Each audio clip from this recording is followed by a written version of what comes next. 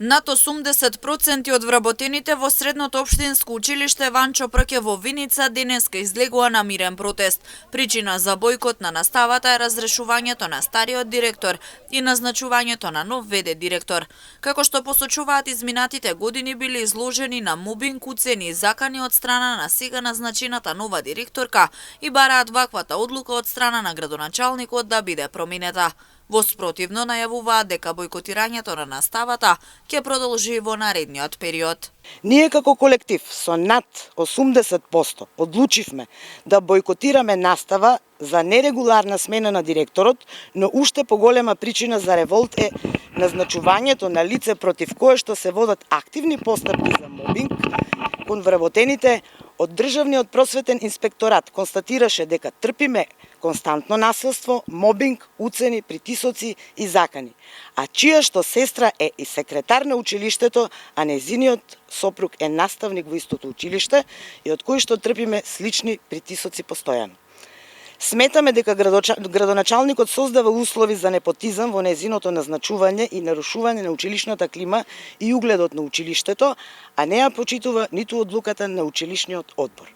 Со овој бојкот на наставата го изразуваме нашиот револт за политичката одлука на градоначалникот, кој што во многу наврати беше информиран за нашата ситуација и немаше слух за истата. Принава 50 вработени од вкупно 65 биле на средба кај градоначалникот на општина Виница, но велат промени нема. За одлуката и назначувањето на новата ВД директорка став и одговор побаравме од градоначалникот Миле Петков.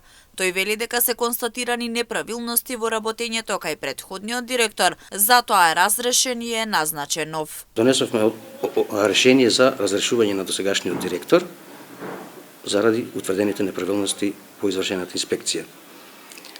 Согласно Законот за средно образование, значи